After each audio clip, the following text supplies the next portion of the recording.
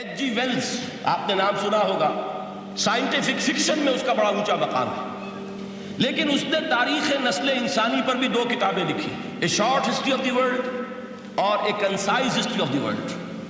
Concise history of the world میں وہ شخص حضور کے ذکر پر جب آتا ہے تو میں صرف ذکر کر رہا ہوں، نقل کفر نہ باشد، اس نے حضور کی شخصیت پر بڑے رقیق حملے کیے ہیں، بڑے گھٹیا حملے کیے ہیں۔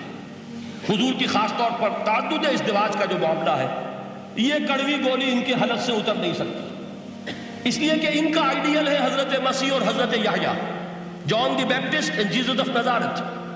ان دونوں نے ایک شادی بھی نہیں کی، تجرد کی زندگی بسر کی، لہذا ایک شادی بھی ان کے نزدیک گھٹیا فعل ہے۔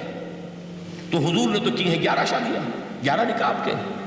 یہ جو کڑوی گولی ہے یہ ان کے حلق سے نیچے نہیں اترتی، اس لیے میں انہیں معذور سمجھتا ہوں۔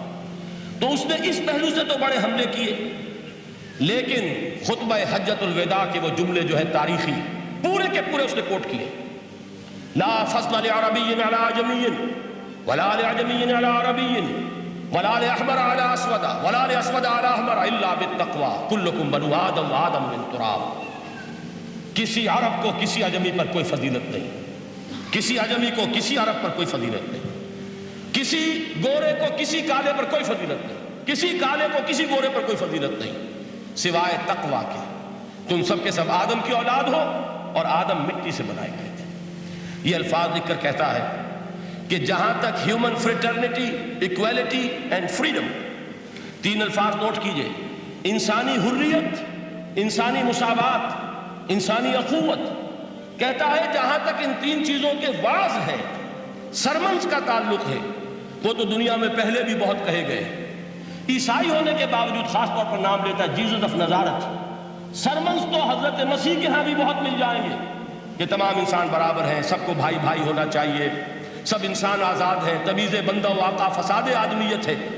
لیکن وہ کہتا ہے کہ یہ ماننا پڑتا ہے تاریخ انسانی میں پہلی مرتبہ ان اصولوں پر ایک انسانی معاشرہ قائم کیا محمد نے صلی اللہ علیہ وسلم۔ یعنی حضور کے ساتھ یہ معاملہ ایمپٹی سلوگنز کا نہیں ہے، یہ صرف واز نہیں ہے، یہ صرف سرمنز نہیں ہیں، یہ ایمپٹی سلوگنز نہیں ہیں۔